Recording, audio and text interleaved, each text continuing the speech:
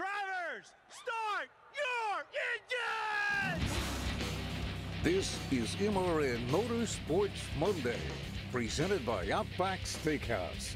One full hour of news, interviews, and opinion about the past weekend's racing action. Brought to you by Hercules Tires. Pace car is up. Now here are your hosts, Woody Kane and Joey Meyer. Green flag, green flag.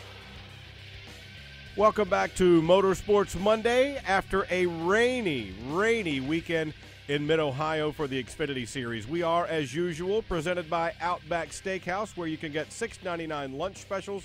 You can also get that Joey menu. It's for kids, not for Joey Meyer, my co-host. And you need to check out their new app as well. You can divide up your bill at the table. You can call ahead for seating ahead of time and make sure that you get that taken care of. And don't forget to try their center cut sirloin. Kevin Harvick did not have a top 10 finish this weekend because he didn't even show up. He didn't even feel like racing this and that's weekend. A bad thing. So you won't get the free bloomin' onion today, but he'll give it a try again next week. Outback Steakhouse, done right. Check them out for lunch today. So my clothes are sort of dry. The rest of me is sort of dry after a monsoon set into the middle portion of Ohio for the Xfinity Series race, and one guy was very happy afterward. We had two Pocono races this year that were interrupted with rain. The first time in history that the same track had two issues with rain, cancellations and delays. In the same season, yeah. Every time we have a rain race, we hear the inevitable black helicopter mentality of we should be racing these cars in the rain. Mm-hmm. Everybody got their wish that wants to race in the rain. We had dry conditions, we had wet conditions, and we really had competitive racing in both sides, although we saw a swing in who was fast and who wasn't fast, and that's what made that race intriguing. In just a few minutes, we'll talk about on and off and give you an idea of why rain racing works really good from a fan's perspective and why it really doesn't work good from the racer's perspective. So we'll have a good discussion about that here in just a little bit. But it gave everybody the idea or the opportunity to see how 3,000-plus pound race cars react in the rain. And contrary to popular belief, Goodyear, who gets slammed a lot of times for tires, too hard, too soft, they don't wear out, they never wear out. They don't get an opportunity to see how these tires react a lot because when's the last time we ran a road race was several years ago. Well, you can't plan for a rain test. Exactly. And not only that, but you only have one condition. It's wet. Yeah. In other words, we don't have a Watkins Glen wet tire or a Road America wet tire. We have one tire. Right. It's wet. It did a very good job. Kudos to Goodyear because the tire responded really well, not only to rain and oily conditions on the asphalt, but did a really good job in the dirt. Yeah, well, a lot of guys were able to dig their way back out by not letting off that gas. Yeah, and it was interesting to see. And had they gotten stuck in that gravel trap in the slicks, I'm not sure they could have gotten out. No. You saw how much grip these tires had when they were accelerating out of the sand traps and being able to dig their way back out of the dirt simply by keeping their momentum going. So kudos to Goodyear. They have to be happy because they don't get the opportunity to prove how good their tires are on a daily basis. At any rate, Justin Marks turned out to be the winner for Chip Ganassi Racing. He spoke with our Glenn Jarrett in Victory Lane.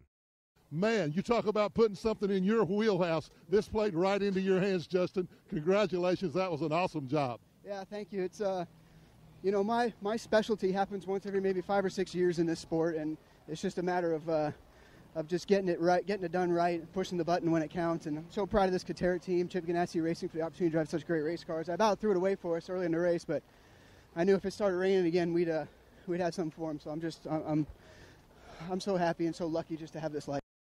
Now, a couple of things to note there, as Glenn was talking about with Justin. He just became a new father the Friday before that race. He had also had the note on the car, or the honor, the tribute for Brian Clausen, who was a Chip Ganassi Racing development driver in his stock car days.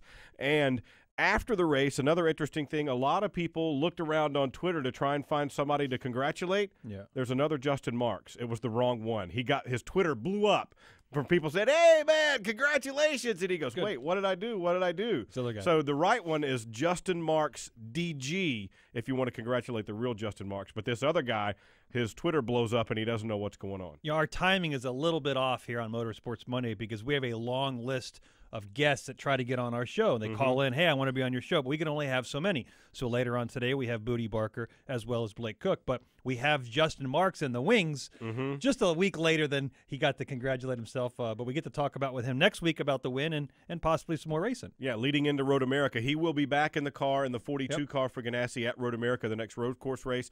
This weekend at Bristol, Kyle Larson, my understanding, is going to be in the 42 car. So think he wants it to rain? I'm sure he might, and we had a rain race there before as well. We've had there in Montreal, and now we've had Mid-Ohio as well. So a lot to come on the show today. As we mentioned, Bootie Barker will be here, the crew chief for Casey Mears. There's a new lower groove, they hope, at Bristol Motor Speedway to talk about. We'll check in with Bootie and see what they're thinking about how that might work out. And then Blake Koch, one of the guys battling for that last spot in the first Xfinity Series chase. He had a 12th place finish on Saturday, and I think gained 1 point in the standings, and there is a tight bunch of guys within just a few points of each other around that 12th spot. Yeah, looking 36 points, goes back to 15th, -3 up to Blake Koch. Ryan Sieg right in front of him by 17, so 50 points wraps around 6-7 drivers. And, heck, we can make that adjustment at Bristol. Yeah, we can. Absolutely we can. Yeah, we can go to Bristol and affect 10 or 12 positions pretty easily. Yeah, and don't forget, if you're watching this race, this show on a Monday, we do have the Camping World Truck Series race, the UNOH 200, coming up Wednesday night at 8 o'clock from Bristol Motor Speedway. We also have NASCAR Live on Tuesday night at 7. Mike Bagley will be your host, and a lot coming up this week on the Motor Racing Network. But we go, at least for the Xfinity Series, road course, short track, road course. Yeah, and Bristol could be a road course. As much I guess it could, yeah. Yeah, as much activity as they're going to have there with the new low lane. We're hoping to have 2 distinct lines. What Bristol Motor Speedway did is they went in and polished the lower groove and then put a chemical on the bottom and then drug tires from the race, the proper tires. That's important. They have a tire machine, and they actually worked in a lower groove with just tons of rubber. We've seen pictures of it. And the bottom groove is as dark as the apron. So they're trying. Now, what if it rains between now and then? Well, the actual, do it again? No, but because they used a chemical to adhere the tire to the track, it's not simply going to wash off the track. This is not a water-soluble chemical.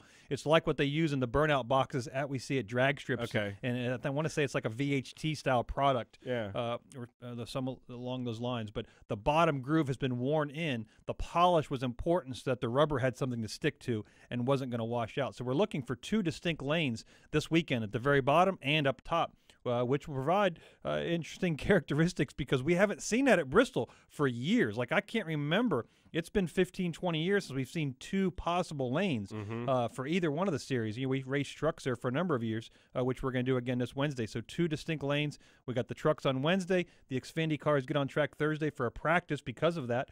They race Friday, and the Cup cars, of course, race Saturday. Modifieds are going to be there as well, Absolutely. And you can catch some of that on Coast to Coast, NASCAR Coast to Coast, coming up on Wednesday at noon. Kyle, Ricky, and Buddy Long will be there talking to the guys live in the garage area as they get ready for their race. I know what you're wondering. What? Where'd I get this really cool? I was just about to red, say, that's an old school one right look there, at that right? son of a buck right there. What is that, a Casio? No, it's actually a Hamilton. A Hamilton. Hamilton Quartz Digital. My dad, one of my dad's old watches that I pulled out of the drawer and got it working last night. I know you're wanting it. You've been eyeing it. I see you. I was. I do like the red LED lighting in there. That's really old school. Yep. That's a throwback watch. You gonna wear that to Darlington? Why wouldn't I? That's right. I got my throwback hairline going on. Yeah. Back when I was 2. Yeah. Me too. But that's another story for another day. We need to take a time out here on Motorsports Monday. Don't forget, as we said, Bootie Barker is going to join us to talk about Bristol. He is the crew chief for Casey Mears and the number 13 Geico machine. And then Blake Koch, as we mentioned, on that bubble area for the NASCAR Xfinity Series chase. He's going to join us a little bit later on as well. But when we come back, on track, off track, what's right and what's wrong? This is MRN Motorsports Monday.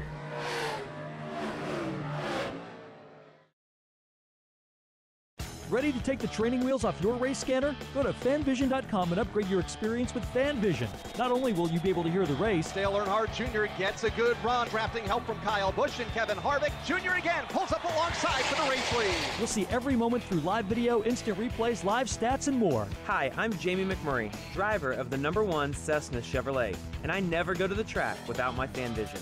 So go to fanvision.com to rent or buy yours today. In the Outback, we think the best part about racing is the noise, the engine, the pits, and a Kevin Harvick top 10 finish. Especially a Kevin Harvick top 10 finish. That's because if Kevin Happy Harvick, driver of the number 4 Chevrolet, places in the top 10 in today's race, there's free bloomin' onions this Monday. So you'll have a happy bloomin' Monday. Only at Outback Steakhouse. Valid with any purchase. One per table. Participation may vary. Registered trademarks used with permission. Ever wish your kid came with an instruction manual? I'm behavioral therapist James Lehman, and I'll show you how to change your child's behavior now with the Total Transformation, the program that helps stop defiance, backtalking, lying, acting out in school, even problems with ADD and ADHD. There's no screaming, no fighting, no frustration. Your child will listen to you again. I guarantee it. Change your child's behavior now with the Total Transformation. Call now. 1-800-406-2945. 1-800-406-2945. It's time to start pouring concrete, and the Housby Mixer System is ready for the job. The Housby Mixer System was created specifically with the driver in mind. All controls and specs are completely customizable to your operations.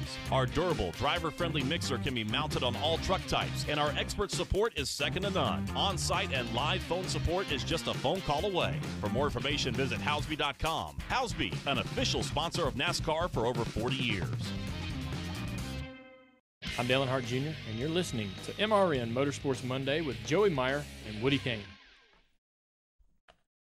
In the rain and in the darkness, it is Justin Marks who leads the field up and over the hill on turn 7 underneath the Honda Bridge. Here comes Justin Marks. He looks very solid. He takes it through the right-hand turn 8, through the right-hand turn 9 for the final time. The Ohio native Sam Hornish Jr. doing everything he can to catch Justin Marks, but unless Marks has a bobble, Hornish is not going to catch him. The distance is 10 car lengths as Justin Marks races toward the carousel.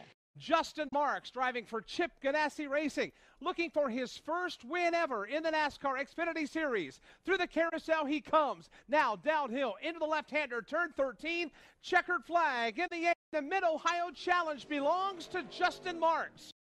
That was just cool to see on a number of levels, as we mentioned, for Justin Marks in particular, becoming a new dad, honoring Brian Clausen on the car, and all kinds of other circumstances around that race. He was clearly the best guy in the wet conditions. Other guys were better in the dry conditions, notably Sam Hornish Jr. Ryan Blaney went to the front twice. I think Brendan Gaughan did it 3 times. There's just the changing conditions of that thing. And how about Andy Lally? He had told us earlier that morning, watch now, when it rains and we go to the rain tires and it starts to dry, I'm going to be the first guy to get on slicks, come back on the race course before some of these other guys are ready. He did it, got out to like a 25-second lead, but here comes the second wave of rain, and that threw that scheme in the trash. You climb up on the pit boxes during the race. There's all kinds of little balled-up pieces of paper sitting around the crew chief's feet where they had this strategy gone. That strategy thrown away. It just was no good anymore. Yeah, years and years ago, we used to bring different drivers to the racetrack at road courses, and they were called road course ringers. The industry has leveled that playing field, but one of the areas that our NASCAR-style racing doesn't get to enjoy is racing in the rain. And guys like Andy Lally and Justin Marks, who have been very successful in other series racing in the rain, have a distinct advantage, and that's where you saw that advantage play out. Andy Lally was definitely in an underfunded car, well prepared because they had no mechanical issues. But during you know what his problem turned out to be? Go ahead. I'll tell you in a minute. But they were underprepared, but he was able to use his advantage as a driver where the rain equalized all the cars, and notably was able to run up front and utilize that strategy, switching to slicks and knowing how to read the track. And that's things that regular drivers in the NASCAR series don't have that advantage. And then Justin haven't had that experience. Exactly right. And then Justin Marks was clearly the class of the field in the wet weather by being able to pull off lap times 2-3 seconds quicker than anybody else around that course. And their advantages were definitely above everybody else's. So Andy Lally got out, as we mentioned, of that big lead, and the rain came and knocked that strategy out. At the end of the race, he started to fade back a little bit. He still had a good run in 7th, but his problem was they're required to run defoggers in the cars. They're required to have a working windshield wiper when they start and a tail light as well. Now, not a brake light so you can trick somebody and make them think you're hitting your brakes when you're not, But it got so foggy, apparently the defogger stopped working, that Andy Lally was kind of playing tank commander, looking through a little slot at the bottom where he could see and trying to maintain. And to finish 7th under those circumstances, I mean, think driving down your own road where you live at night and you can't see just a little bit like that, how difficult it is, and then to try and race in those conditions. Yeah, and that is the frustration where these teams prepare their race cars for 3 road course races and the opportunity to race in the rain, and they only have 3 times they have to do it, and one of the times the stuff breaks. Yeah. So it's not like the rest of the year we run defoggers for any reason, but you have the moisture coming up in the floorboards causing all that steam and fog inside, and you have to get rid of it. That was one of our initial concerns that they had. But, yeah, it's unfortunate. He did a great job running top 10 in that car, and those guys should be proud. Absolutely, they should. All right, let's check in for our on-track, off-track segment. If you're new to the program, this is where Joey and I discuss some things we think are going well in the sport and some things that are going, well, maybe not quite so well. Let's start with you. What's on track for Joey? Man, for years, NASCAR has tried to become more competitive, have cars run side by side, have beating and banging and cars off the course. It was a simple solution this weekend. Just create a little bit of rain, a little bit of drama. The Face fans clamored over racing in the rain, and we saw great activity on and off the track because cars were jumping berms and going through grasses and beating and banging and leading the race and taking the lead and then spinning out and losing the lead. There was a ton of action for racing in the rain. The fans really seemed like they enjoyed it.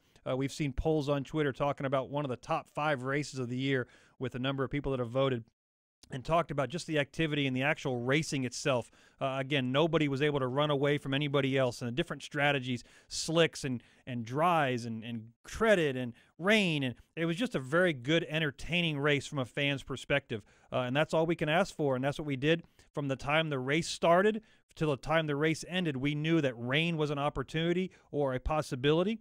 The race teams were properly prepared for it with windshield wipers, defoggers, and taillights. We all had a game plan ahead of time. It wasn't like we were racing towards the middle of the race to try to make it to one lap past halfway for an official.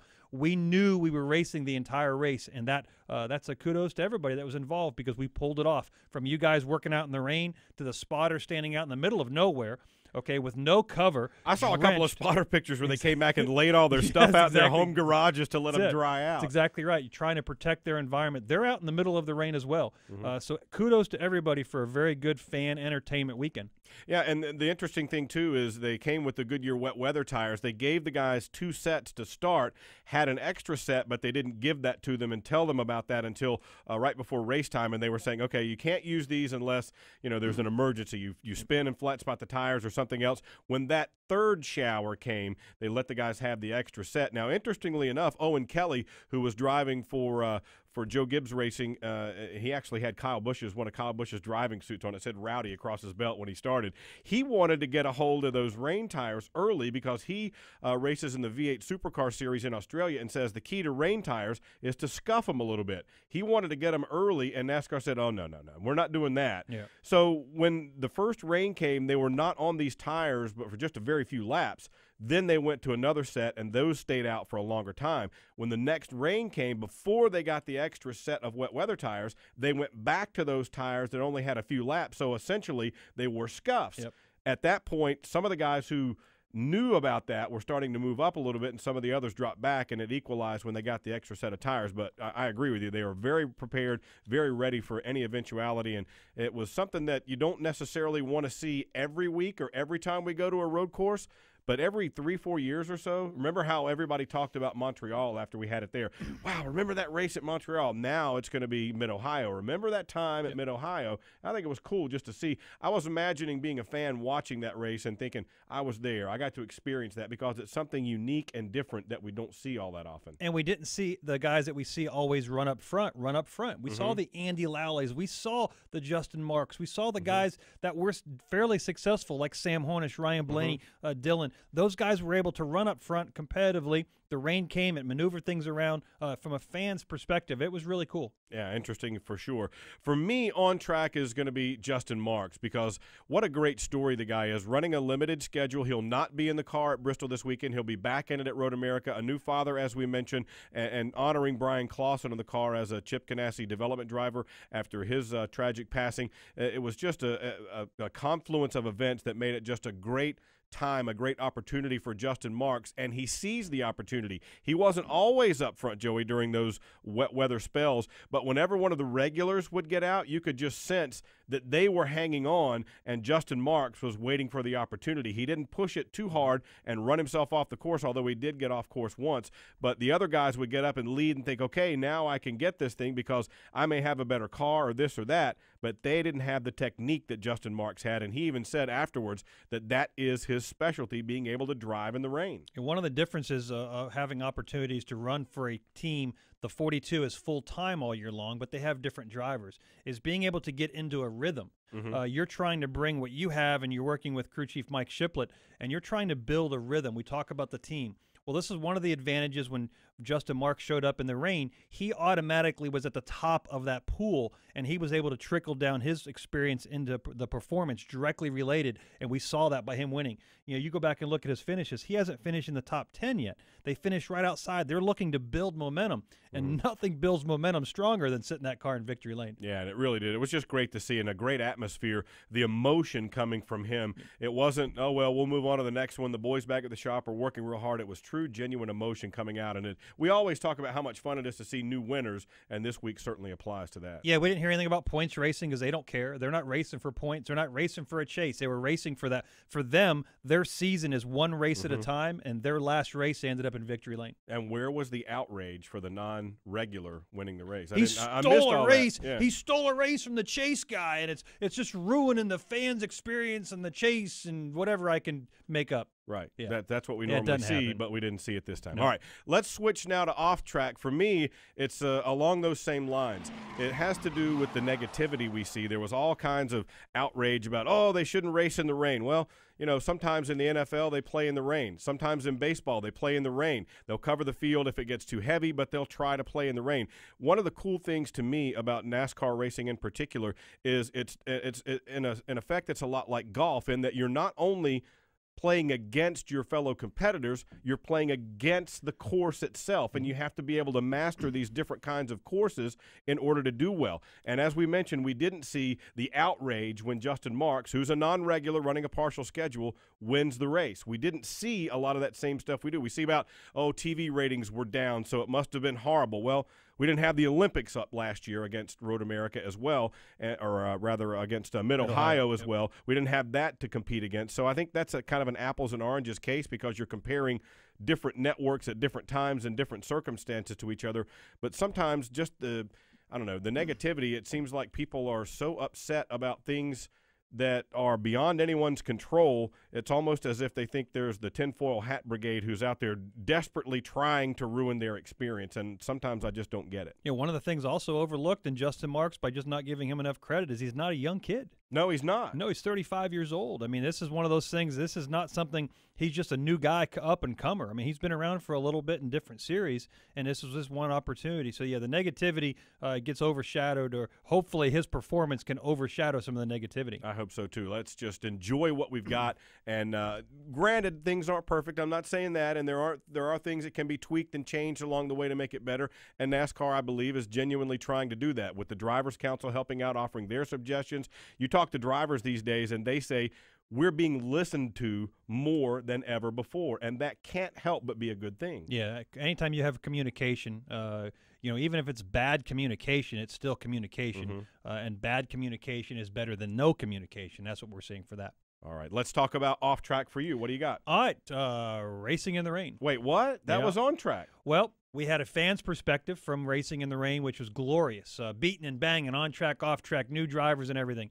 But the reason as a racer we don't like racing in the rain, simply put, it's nasty. It's a mess.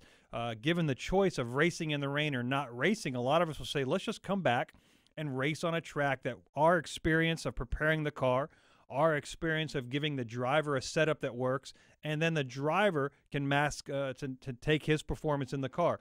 When we race in the rain, the performance of the car is really removed as team prepares for it. It's simply put, we saw drivers that had clearly higher experience levels than other drivers simply do a better job. And as a racer, you don't like that. You don't like sitting behind the pit wall and realizing that you might have a better car, yeah, but your driver doesn't have the experience of an Andy Lally or a Justin Marks. And so the performance, the end result, doesn't show how much work you put into it. That's why racing, we talk about as a team sport, tends to be a team sport. We want to compete. Even though we don't have the helmet on, we're not holding the wheel. We want to have our car to the maximum performance that we've prepared it for, and then the driver does his job as a team. Is removed with a rain race. And that's simply put. That's why you hear a lot of racers talking about we don't like racing in the rain, because they realize it takes all of that performance out of it, and it simply puts 110% of it in the driver's hands. It's not a bad thing. They started that entire weekend knowing what was coming to them, and they had the opportunity for rain to show up. They were prepared. The teams that prepared better did a better job for sure, but we don't like it from the rain standpoint because, A, it's a mess.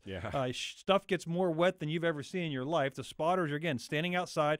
They're not sitting in the suite being able to stay out of the weather. On pit stops, they're scooping grass out of the grill, Right, so that's just different. You know, the fans love it, and the racers tend not to love it. Now, Justin Marks' team, they loved it. They loved it, without a doubt. And had Andy Lally's team won, would have been an amazing story, and they would have loved it. But as a whole, the racers don't like it just because it's a nasty mess. It is, no question about that. All right, we got to take another time out here on Motorsports Monday. As we go out, we'll hear from one of those guys who is not as experienced in the rain but still had a pretty good day. On the other side of the break, we'll hear from Bootie Barker. But right now, here's what Ryan Blaney said after the race at Mid-Ohio. A lot of weird racing, the rain, and then it drying out, and then it raining again. Man, it was fun. I had a lot of fun. Made a lot of mistakes, though. That's kind of embarrassing on my part. I made a bunch of mistakes. And well, dude, it's raining cats and dogs out here. Yeah, but still make mistakes. But we were really, really good before that last caution. It just started to stop raining, and I had a deal going on, and my line, that was really good, and then it picked up rain again. It wasn't good, so you too. And but it was just a lot of fun. Congrats to Justin. That's cool. No better guy to do it. So if we couldn't do it, happy he did. So thanks, Discount Tire and Ford, for letting me do it, and can't wait till next time. This is MRN Motorsports Monday. From work life to nightlife, from home to the road, your day can take you anywhere. These fast-paced times call for Wrangler Advanced Comfort jeans. Advanced Comfort is designed to keep up with you, no matter where you go or what you're doing. They're made with 20% stronger denim and 4-way flex technology that moves with you. Wrangler Advanced Comfort. Go anywhere, look great, and be comfortable. Wrangler Advanced Comfort jeans. Try on a pair today. Ready to take the training wheels off your race scanner? Go to fanvision.com and upgrade your experience with FanVision. Not only will you be able to hear the race, Dale Earnhardt Jr. gets a good run, drafting help from Kyle Busch and Kevin Harvick. Jr. again pulls up alongside for the race lead. You'll see every moment through live video, instant replays, live stats, and more. Hi, I'm Jamie McMurray, driver of the #1 Cessna Chevrolet, and I never go to the track without my FanVision. So go to fanvision.com to rent or buy yours today. Business is a lot like racing. It takes a strong team of pros to succeed. That's why Freightliner Trucks created TeamRunSmart.com, a free online community that connects owner-operators with the trucking industry's A-team. The Team Run Smart pros and coaches help maximize your profitability with real-world advice on everything from fuel-efficient specking to healthy eating to filing taxes. Sign up today to earn rewards and connect with fellow truckers at TeamRunSmart.com. Hi, this is Carl Edwards. You're listening to MRN Motorsports Monday with Joey Meyer and Woody Kane. Back on the program now as we get set to head to Bristol Motor Speedway, where we've seen grinding the top groove. We've now seen polishing the what's the difference between grinding, polishing, and levigating? Remember that term? Well, the grinding of the top, so let's start with levigating. Levigating takes a surface regardless of the angle and doesn't change the angle of it, but puts grip in it, makes it very, very rough surface. Okay. At Bristol, we had a variable banking, that we actually changed the angle of the top groove by grinding it down and changing it. We tried to remove grip. When we levigated Charlotte years ago, we tried to add grip. Yeah. They took the top groove at Bristol and levigated it, changed the angle of it while trying to remove gription. Gription? Wait a minute. There's your word of the day right there. Okay. Gription. Write that down, folks. Okay. Unfortunately, it didn't work. Okay. We had too much gription up top. And the actual my goodness. and the actual cars went up there that once the rubber laid down and filled up that surface, it created more gription. And cars actually went faster up there. The Yeah. bottom groove was faster until the top rubbered in, and then the top was faster, and that's why the racing was more follow the leader. Now what we've done is we've polished the area. Okay, we've actually increased the surface of the concrete. Increase the surface. Yeah, because, in other words, a rough surface, right, has less surface area for the tires to hold on to. If you get down to like the microscopic Exactly level right. almost, Now yeah. we've smoothed the surface out to increase the tire patch that it can touch, and then we've added a chemical to it that makes the rubber stick to that area. Yeah. Okay. So we've added grip to the bottom by making it very We hope. smooth. Well, that was the plan. Yeah. Again, the engineers came up with leveragation, which didn't work, and grinding the top groove, which didn't work. Well, it did. They just all went up there and stayed. Yes, exactly. Yeah. But the idea was they weren't supposed to go up there at all. Yeah. So it completely reversed what the engineers thought. So we've come. Somebody said, well, I didn't think that was going to happen. So, and this is the first time that we've actually taken drivers' input and said, what do you need to run down on the bottom? And you need for the rubber to stay down there. The only reason the top works is because the bottom won't build rubber. Yeah. And the top does because it now has a larger gathering of rubber area to get up there and be able to launch off the corners and stay up there. So we're going to see. We're trying. Kudos. Yeah, Kudos again, this to these gets guys. back to the point we made Absolutely. earlier. They're trying to do things Absolutely. to make it better because fans complained that it wasn't like the old Bristol when everybody went up to the top and stayed there. Drivers said, I like it that if I had a faster car, I didn't have to wreck somebody to get Right. by them, but the fans didn't like it so much, so they're trying to find a happy medium in here somewhere. Much like racing in the rain, we have two different perspectives. The reason Bristol was changed was because the drivers said the bottom lane is the only way to get around Bristol for a number of years, and then the only way to pass was to wreck them or bump and move out of the way. Yeah. Drivers didn't want that. We wanted to be able to race side by side. The fans said, we love racing on the bottom lane. That's the greatest way around. Unfortunately, the racetrack listened, or fortunately, they listened to the drivers and tried to make it better. Yeah. Well, now we go to the top. The drivers are like, we think it's okay. You know, the faster cars can still run that middle and try to get by you without wrecking somebody. The fans go, oh, let's follow the leader up top. We don't like it a lot. Yeah. So now we have two different perspectives, and we're trying to get a track that you can run too wide around a half-mile facility in under 15 seconds, and that's what we're doing. Good luck. So we're going to see qualifying speeds. My opinion is because the bottom way was the fastest way around anyway for qualifying. Now we've added speed on the bottom lane immediately with the rubber down there. We're going to see qualifying speeds well under 15 seconds. You know, Newman did a 14:98 or something years ago, and everybody lost their minds. Like, exactly I can't believe right. it. And Yeah. we've broken that record several times. But I think we're going to see new speeds. I wouldn't doubt it if we see new speeds here at Bristol this weekend. I had a chance to talk with Denny Hamlin for NASCAR Live last week about this, and he mentioned that this came from the Drivers' Council as well. Yep. And he likened it to what you see on some of these indoor karting facilities where they spray a substance to help it stick more in the turns. Yep. He said it's not exactly the same, but it's a similar concept. The thing I wonder about is if it rains, and will that wash it off, and will they have to start over again? You think it'll stick anyway, and will it move the groove? You remember in the old days at Bristol, we used to see everybody start at the bottom, and then the trucks would race, and it would move up a little bit. Xfinity would race, and it would move up a little bit more. And by the time we got to the Cup race, that groove had spread and given guys enough opportunity to pick a little bit of a lane,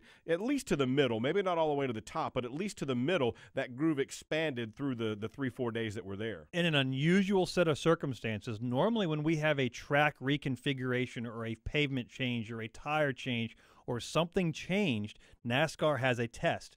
We have no testing. So everybody that shows up Tuesday and gets on the track with the Truck Series on Wednesday. And the modifieds as well. And the modifieds and the Xfinity on Thursday and the Cup guys on Friday, that's going to be their first opportunity to see this new configuration change. And it's not really a configuration change. It's the same track. All we've tried to do is add grip to the bottom portion of the corners. The front stretch, back stretch has not been changed at all. The asphalt, the concrete, the apron, none of it's been changed, but we've just chemically changed the bottom groove of the corners to try to add more gription. See, that's what I got. I mean, you spot for Brad Keselowski, and I got to wonder, has there ever been a time when he's gone, Joey, I got to have some more gription? Has that ever happened? We've brought in buckets. We've asked for buckets of gription before. Where do you buy that? At the gription store? I can't tell you. It's Okay. it's competitive secret. Oh, okay. Yep. So you have your own gription supplier. Yes. All right. We All right. sponsor it. Oh, okay. Yeah. Well, that's good to know. That's definitely interesting. By the way, folks, don't forget the UNOH 200 is going to be on the Motor Racing Network Wednesday night at 8 o'clock. We'll also have NASCAR Live Tuesday at 7 o'clock. Mike Bagley will be hosting that along the way. And then through the weekend, we have the Xfinity Series race on Friday night and the Sprint Cup Series race on Saturday night. And joining us on the guest line now, the crew chief for the number 13 Geico Chevrolet, Bootie Barker. Bootie, welcome to the program. Thank you. How are you doing? We're doing really good. We're just trying to figure out, so we figured we needed more brain power than we have. That's why you're here, to decide what in the world we're going to see at Bristol this weekend with what they've done in the lower groove. What's your understanding of what's going on there? Oh, no, you might want to go get somebody else. Well, look, you're only going up against Joey and I, so I figure you got to have more of an idea than us. Well, let's see. All right. And I haven't, I'll be honest, man, I haven't really worried too much about it because nobody's going to know, right? Until you actually get to it and see what it takes to go around. But I'm just assuming years ago, it all runs together. I think Bristol was 36 degrees of banking, and it was linear banking. In other words, just a straight line from bottom to top. All right. And because of that, naturally, we as racers, we just took the quickest way around, which was the bottom. So only way you could pass was really to hit somebody and knock them out the groove. And once they got out the groove, they couldn't get low. Well, I don't know. The stands was full. Everybody loved it, kind of. But I think they wanted to give the racers more options than just run the bottom and block and move each other. So they came up with the idea to get progressive banking. And I think this banking went to, I don't know, do y'all happen to know what degree banking it is? Is it 28 degrees now? That sounds right, but I'm not positive. Okay, so it's 28. All right. But it's not 28 linear. It's not like a straight line from bottom to top. Let's say the bottom is 24. Let's say the middle is 26, and the top is 28. And that thinking was, okay, we will still try to run the bottom because it's a short way around, but since it has a little less banking, the top, even though it's longer way around, has more banking, maybe it'll even out. Well, I think what we did was everybody just went to the top, and now you run the top, and you really can't move somebody off the top. If you move somebody off the top, you move them in the wall. If you move them in the wall, most likely you're going to get into them as well. Yeah. So the racing has become a little bit, I don't know. There's nowhere to go. Pretty much we're nowhere to go. So, in summation, they have now ground that 24-degree bottom, let's just say, into a, got me, I don't know, a 28, just like the top. I don't know. So if that's the case, and the bottom has the same banking as the top, then we might go back to catfishing, you know. So bottom feeders. That's right. Yeah. Bootie, have they actually talked to any of the crew chiefs and drivers beforehand, or did teams have any input, or did they say this is what we're doing, and they gave you kind of an outline or a summation of what was actually done at the racetrack? Or when you show up on Wednesday, Thursday, whenever the case might be, is that the first time you're going to have any information on the racetrack? Now, they may have talked to some other crew chief and some other team, and but no, Okay. I haven't. I don't know the sequence of that thing. Okay. I don't know that. I don't know if that's. I just forgot what Bruden's company. What's Bruden's company? SMI. Yeah. There you go. I don't know if that's an SMI thing. I don't know if that's a NASCAR thing, asking SMI to do something. I don't know. I really don't know. And I don't think you can't really take too much input from the teams, see, because that gives a team an advantage. In other words, if you go called Hendrick, and Hendrick goes, "What do you think? What do we need to do?" Then I think that's bad business. So I wouldn't think the teams have been involved. Yeah, absolutely. So when we head out there this week, let's back up a little bit. You and Casey Mears and the Geico Chevrolet, how do you feel about the way things have gone for you guys so far? You're down to the last 4 or 5 races before the chase starts. You've also got that even lower downforce package to worry about again at Michigan along the way. Where do things stand for you guys in the Geico team right now? Well, we've had a lot of we're not as good as we would like to be. We've had some performance that's been pretty good at times, but we've had more errors or more things happen this year than we definitely can't make mistakes. And some of it has been mistakes. Some of it has been just racing, things that I don't know if there's any way you could anticipate. So don't like that. We need to work on fixing our mistakes and then somehow having foresight to prevent, do a better job of having foresight to prevent any problems. Ran well last week. Last time we were, out, Watkins Glen. So, Bristol, I think we have a capability of running competitive as well. We're really everywhere. That's just what it is. We just like everybody. Every week we try to address your weaknesses and do better. All right. Are we getting to the point of the season now where we start to throw a good point stay out the window and people are starting to go for broke now as we get closer to that cutoff? Sure. I think so. I think, I would say that regardless, people should go for broke because if you're top 30, why not go for broke, right? Mm-hmm. But, that doesn't seem to be the case. I think it's some pressure for everybody, too, to get the finish to where you're running. Like if you can finish 8th, you don't want to really give up that day to finish 35th if you're running a gas or something. In a way, because that also you have to appease your people each week too. But you would think if you have leeway, you're going to go for it.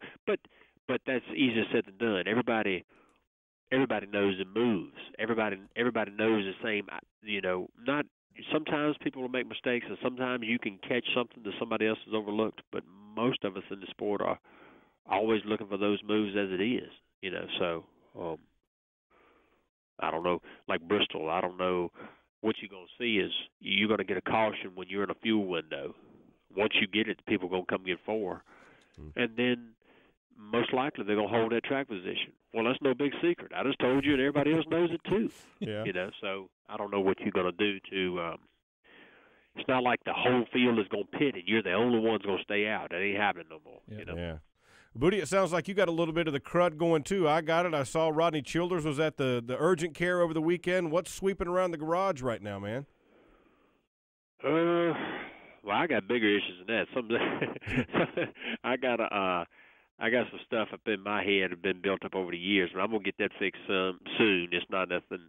It's not like a cold or anything per se, but I don't know. I know one thing: it's hot. I know Bristol's gonna be.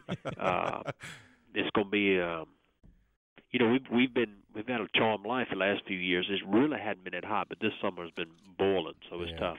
Man, no question about that. We need to get a little relief, if nothing else. Well, Bootie, we appreciate your time on the number 13 Geico Chevrolet and look forward to catching up with you out at Bristol this weekend.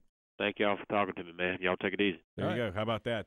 He says, I don't know what we're going to expect. And that's a crew chief. Yeah. I've never seen a verbal – I don't know. Yeah, that was a shrug. Exactly right. Yeah, a verbal shrug that we've had on the show in a long time because, just like he said, we haven't had a test. The track is different than it's been ever. We don't go back to our notes and go, okay, let's do this. When they polished the track and added chemical to the bottom lane last time, there wasn't a last time. Yeah, we have never done this. A lot of guys are showing up Thursday morning with the. Right. And that's what they have. Yeah, trying to find more gription. Yep. All right, another time out here on Motorsports Monday. When we come back, we'll switch back to the Xfinity Series. Blake Koch joins us. This is MRN Motorsports Monday. In the Outback, we think the best part about racing is the noise, the engine, the pits, and a Kevin Harvick top 10 finish. Especially a Kevin Harvick top 10 finish. That's because if Kevin Happy Harvick, driver of the number 4 Chevrolet, places in the top 10 in today's race, there's free bloomin' onions this Monday. So you'll have a happy bloomin' Monday. Only at Outback Steakhouse. Valid with any purchase. One per table. Participation may vary. Registered trademarks used with permission. Whatever you drive, wherever you go, Hercules Tires will get you there. Whether you're running on dirt or running a job. Our dependable, high-quality tires are the perfect fit for your needs. For unmatched value, selection, and warranty with industry-leading road hazard protection, there's only one choice, Hercules Tires. To learn more, visit HerculesTire.com or call 800-677-9535. Hercules Tires, right on our strength. It's all over at Martinsville, Virginia. Richard Petty has pulled it off. Throwback Thursday, classic MRN race broadcast on MRN.com. Waltrip will win the track race to turn 3. Earnhardt gets him. Hard into the wall goes Waltrip. Hard goes Earnhardt. Everybody else spins either way. Out of the number 4 corner down to the line. Neil Bonnet is going to win the Northwestern Bank 400. He'll beat Waltrip a 2-car length. What a finish here at North Wilkesboro. Rollback Thursdays at 1 Eastern on MRN.com. I'm Daniel Hemrick, and you're listening to MRN Motorsports Monday with my man, Joey Meyer and Woody Kane. Wow, really? Bristol. Did you pay him to say that? Absolutely. I got to pay as many people as I can. Oh, my goodness. All right, well, let's not talk truck racing yet. We'll get to that soon enough. Let's go back to the Xfinity Series. Blake Koch is joining us on the guest line now after a top 12 run at Mid-Ohio over the weekend and the number 11 Leaf Filter Chevrolet Camaro. Blake, welcome to the program, man. That was a crazy, crazy race. Have you dried out yet? I have dried out, but my car has. I'm actually at the shop now and they're cleaning it up. Man, that thing got so dirty, and that was nuts, man. When you left Watkins Glen, the fenders on your primary car were a little disturbed, and you had to pull out a second car. Which car are you preparing now in 2 weeks to go back road course racing? Well, I left Watkins Glen with no fenders on the car. You gotta get that right. Yeah. So they were more than disturbed. We actually couldn't find some parts and pieces off that thing. But man, we raced our backup road course car at Mid-Ohio. We're going to turn that around and make that our primary at Road America here in a couple of weeks. But first we got Bristol, man, and that's what I'm really excited about. Yeah, we were just talking with Bootie Barker, a crew chief, who said, man, I don't know what to expect with what they've done with the bottom groove at Bristol. What are you hearing, and what are you anticipating we're going to see this weekend? Well, I've heard so many different things that they've done, so I don't really know exactly what they've done. It's like they say, what we understand is they polished the bottom and put a substance on it and then ran the tire dragging equipment across it to try and make the rubber stick to the bottom to maybe make that bottom groove work again. Well, did they take some grip off the top also? I don't think just so. Fixing the bottom? I think they're trying to make 2 grooves. Yeah. Gotcha. Okay. Well, that would be awesome. Because, Bristol's definitely one of my favorite tracks to run at, but it's been so difficult to pass the last couple of years. So if they can get 2 grooves running, that would be really, really exciting.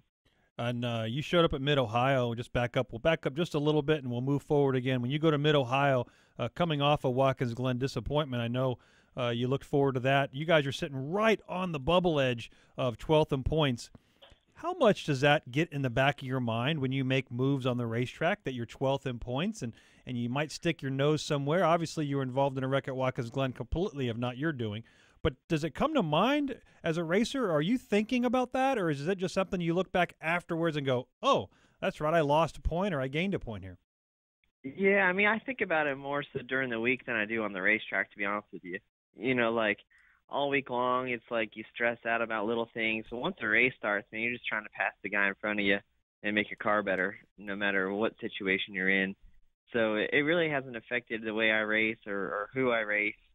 I would say maybe it has just maybe a little bit, because like the last lap at Mid-Ohio, the 16 was looking into turn 11 on the last lap, and I just gave it to him because it was worth me losing 1 point than him knocking me off the racetrack and losing 6. Yeah. So I guess there's a little bit there that you're a little bit more conservative, but not much. Like, I'm not really thinking about points during the race. As Joey likes to say, if the chase were to start today, you would be in it, but not much of a cushion, as you mentioned. Only 3 points there. You did gain a point at Mid-Ohio over the weekend. So now that you're in the position that you're in, you guys have just a handful of races left before that field is going to be set. Going into things, you got to be thinking, okay, I can do this here and that here, and I better not do this here and that there, as you mentioned. But how unique is this for you guys? I mean, I know your sponsor, and that's a cool story in and of itself, has decided, well, man, if I'm going to spend this money, I might as well have my own team along the way. All that factoring in, it's got to be big for you guys to make sure you get in that first chase, right? Yeah, it would be awesome. That's the goal we set at the beginning of the year. And like you said, my sponsor's so awesome. Leaf Filter Gutter Protection. Just their loyalty to me and Matt's loyalty to the sport to start his own team has been really awesome. And if we can make the chase as a first-year organization, I think that'd be really something to be proud of. So, but man, you said I gained 1 point at Mid-Ohio over 13th spot, but the way I look at it is I gained 10 points on 11th spot, so I'm only 17 points out of 11th now. I like your math better. Yeah. Yeah, so that's kind of what I'm after personally is trying to make up time and get into, like, I want to be 11th in points. I don't want to be on this chase bubble anymore. You know what I mean? I'd rather be 11th, so I'm only 17 points back from the 39 car, and have some good tracks for me coming up. So that's the goal. All right, so you're 17 points back from Ryan Sieg. You're 3 points ahead of Ross Chastain. But you as a team, the 11 and your crew chief, Matthew, what do you guys need a little bit more to beat those guys? Yeah, we just need to finish every race. So the only reason we're back there, on that bubble is like 4:30, like 4 finishes that are worse than 35th place.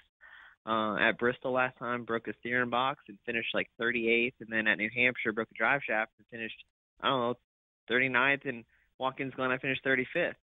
So like we just don't need any of that stuff. We're always running 12th to 15th in the race, which is fast enough to be ahead of a lot of the guys that were behind. So we just need to have good solid races and finish all of them. Chatting with Blake Koch, who drives the number 11 Leaf Filter Camaro in the Xfinity Series, 12th in the standings right now, a 12th place run at Mid-Ohio over the weekend, and heading to Bristol for a race this coming Friday night. I saw last week where you guys unveiled a special throwback scheme that you're taking to Darlington. Tell the folks about that. It looked pretty sweet. Yeah, that's so exciting, man, having that Darrell Waltrip Mountain Dew paint scheme. It looks so awesome with our conversion to the Leaf Filter logo. And I'm extremely proud to do it. We reached out to Darrell to make sure he was okay with it. He was really excited that we were doing it, and that just felt really cool to have his support. And it looks amazing. Yeah, so actually for our viewers that are watching on YouTube Live and Facebook Live, we have a really good picture of it. Where did that paint scheme start? Where did the paint scheme start? With Darrell Waltrip? Well, no, I meant with you guys. No, I get the Mountain Dew car, but where did you guys? There's a lot of number 11s out there. Where did that one actually start from in your guys? Yeah, actually, we were thinking of a bunch of different ideas, and the number we were trying to think of, a number 11 car. We would like to keep the same font as someone else that drove number 11, and immediately, we thought of Darrell Waltrip's Mountain Dew car, especially since it was Darlington and all the success he had at Darlington. But it was my PR rep, Ashley. It was her idea to do that scheme, and then we looked it over, and it's my crew chief's favorite driver growing up and his favorite paint scheme, and Darrell's somebody that I really look up to tremendously, so it was just a huge honor and a great fit. Well, that's really cool looking. I love all the throwback schemes we're seeing, even down in the Xfinity Series now. Before it was just Cup, and now we're talking about this era and that era going along the way. You mentioned you're looking forward to some of these tracks coming up. We talked a little bit about Bristol, then we go back road racing at Road America. Give folks an idea of how you feel about these next few tracks coming up before the chase field is set. Where do you feel like you have a chance to make some hay and a place where you might have to dodge a bullet? Yeah, well, the next 2 tracks, Bristol, I feel like we had a fast car there last time. I was top of the board in final practice, and I screwed up in qualifying, but we were running like 10th or 11th in the race when we broke. So I felt like I had a really good car there. Road America, I've been doing a lot of homework on, a lot of the simulator, iRacing stuff, and we have a good road course car. We were actually, 6th on average on the lap tracker at Mid-Ohio with that car, and it's going to be a similar setup at Road America, so we think we'll have a top 10 car there. So I think if we can get out of here, these next 2 races with a, an 8th to 12th place finish, which would be really, really good for us, I'd have a nice little cushion there, you would think. All right, well, you have to go to Bristol. It's our next race with a lot of unknowns, bottom, top. Are you a bottom feeder or are you a top guy? I would prefer to run the bottom at Bristol. I think I was better at Bristol when we were running the bottom there for a while. Back in, I would say, 2012, the bottom was really working good there, and I loved it.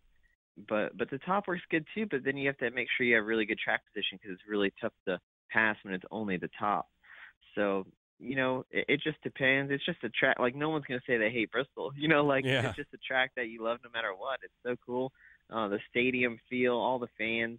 The night race is just something special. And I think it's going to be a good race. But, the guy that's chasing me for the chase, Ross Chastain, he's really good at Bristol too. So I'm sure he's looking forward to it also. So I think there's going to be a really good race for this chase spot. Well, one of the things that's interesting to me is you hear from fans when the groove was on the bottom and they were packing the place out, everybody loved it. Then it moved up to the top and people started to say, oh, well, it's not like it used to be. But when you ask drivers, they would say, I like the idea of not having to feel like I got to wreck somebody to pass them if I have a faster car. I guess that's where the two groove concept comes in. Where do you fall in that? Yeah, well, the difference is if the bottom is the preferred lane, you can move somebody up, and they have room to catch the car, and you can still make the pass. So you can do that bump and run deal. When you're running the top and you move somebody, they're in the wall and you hit them. You know, it's like if you move somebody just a little bit, they hit the wall, and you never want to end somebody's day like that. I mean, the teams work very, very hard, and everybody has a lot on the line. So just because you have a faster car, you don't want to ruin their day, but sometimes you have to. So I think if you can get the bottom lane working, you can give somebody a little bump and move them up half the track without crashing them. I think that's a good thing. Yeah, absolutely. It's going to be fun to watch and interesting as everybody tries to figure it out. We understand that they're not giving you guys any extra practice time, right, to get used to all this? Yeah, no, we don't get any extra practice time. It's just a normal race weekend for us, and man, I can't wait to see what this track's like with what they've done to the bottom and see if it works. But you'd think they put a lot of thought behind it, a lot of smart people thinking about it, and it might turn out to be a really, really great thing and an awesome race. Yeah, let's hope so for sure. All right, well, Blake, we appreciate your time. Congratulations on the strong season you guys are having, and look forward to catching up with you at Bristol. Awesome. Thank you, guys. There you Thanks, go. man. That's Blake Koch, who drives the number 11 Leaf Filter Camaro in the Xfinity Series, right on that bubble of making the chase. Yep, Leaf Filter Gutter Protection owns the car. Yep. They sponsor the car. Right. What a great arrangement, because it actually saves Leaf Filter financially because they can operate. There's no middleman. Yeah. On how it's a very unique system on how they own the team and sponsor it. Similar to Furniture Row. Absolutely. Yeah. So it's a more efficient system of operation for most teams that we see. So it's a very unique idea. Blake is representing the team very well, sitting right on the bubble. And like you said, they need to go to Bristol. And if you look at his Bristol stats, not so good. But he talks. Yeah, he was telling us they've been running well, but they've had stuff break, and they've had the bad luck. And bad luck for, 2 or 3 races now. Maybe he's got that behind him. We'll see this weekend. All right, we'll take one last time out here on Motorsports Monday. When we come back, we'll continue to look ahead at this weekend's action. And as we go out, here's what one of our guys, Sam Hornish Jr., had to say. He won the pole for the Xfinity Series race and was hoping it wouldn't rain because he had the best car. Here's what he had to say afterwards. A lot of ups and downs for us with our Ream Chevrolet today. I felt like the only way we were going to lose this race is if it rained. And, I knew that, after racing with Justin Marks up at Road America a few years ago in the rain, that he was going to be very fast. And he went out there and just did it today. But, those few laps that we got in dry weather, I think we cut the lead from like 15 seconds down to 5. So, I mean, we know we had a good race car, and, we didn't get out of it what they needed today. But at the end of the day, to be able to come back and to do what we did after getting pushed off once and then me making a mistake and, to get a second out of it, yeah, I want to win. But, I got to be happy with that because it could have went all wrong way early in the race. This is MRN Motorsports Monday. From work life to nightlife, from home to the road, your day can take you anywhere. These fast-paced times call for Wrangler Advanced Comfort jeans. Advanced Comfort is designed to keep up with you, no matter where you go or what you're doing. They're made with 20% stronger denim and 4-way flex technology that moves with you. Wrangler Advanced Comfort. Go anywhere, look great, and be comfortable. Wrangler Advanced Comfort jeans. Try on a pair today. In the Outback, we think the best part about racing is the noise, the engine, the pits, and a Kevin Harvick top 10 finish. Especially a Kevin Harvick top 10 finish. That's because if Kevin Happy Harvick, driver of the number 4 Chevrolet, places in the top 10 in today's race, there's free bloomin' onions this Monday. So you'll have a happy bloomin' Monday. Only at Outback Steakhouse. Valid with any purchase. 1 per table. Participation may vary. Registered trademarks used with permission. Looking for all the latest statistics on NASCAR drivers, races, and tracks? Go to MRN.com series pages to find driver averages, who finishes best or worst at each track, and drivers' average finishes. Comprehensive NASCAR driver stats. Online at MRN.com. Love winged sprint car racing? MRN.com is the place for news and information on all things winged sprints. From the world of outlaws to your local track, MRN.com has it covered. Winged sprint car coverage on MRN.com.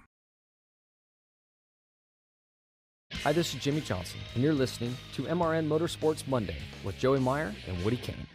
Hey, that's a 6-time champion right there. How about that, Jimmy Johnson? He knows a good show when he hears it. Yeah, absolutely, he does. We got to want to welcome our fans who are watching on Facebook, but they got the live video there now as well. We got a question from Russell who wants to know about any update for Dale Earnhardt Jr. The best way to get your updates about Dale Jr. is from Dale Jr. He puts out tweets and podcasts deliberately to give his fans updates. He goes to the doctors, I believe, up in Pennsylvania. When he's released from the doctors, he'll be back at the track. We saw him at the track in the garage at Watkins Glen. Yeah. Yep. And right now we do know that he will not be in the race at Bristol. Jeff Gordon not will be at Bristol. He took this week off as well. Soon. It wouldn't surprise me if he took the rest of the year off because really there's nothing to gain at this point in time of coming back. But he says he's coming back, and that's all that matters. Except he's anxious to make sure he's back and wants to get back in the car. Yep. Yeah. Bristol, 26 degrees on the bottom, 30 degrees up top. There you go. You looked it up after Bootie Barker had the question. Don't forget, folks, Wednesday night, 8 p.m., the UNOH 200 in the Camping World Truck Series. We'll have it live for you right here on the Motor Racing Network. Also, NASCAR Live Tuesday night at 7 Eastern Time. Joey and I will be right back here next Monday to welcome you back for another edition of MRN Motorsports Monday. Head on over to Outback and get lunch right now. You've been listening to MRN Motorsports Monday, presented by Outback Steakhouse.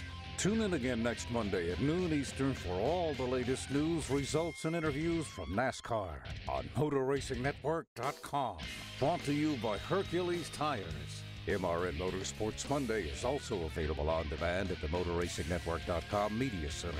Or you can download it from iTunes or Stitcher. MRN Motorsports Monday is a production of the Motor Racing Network. All rights reserved.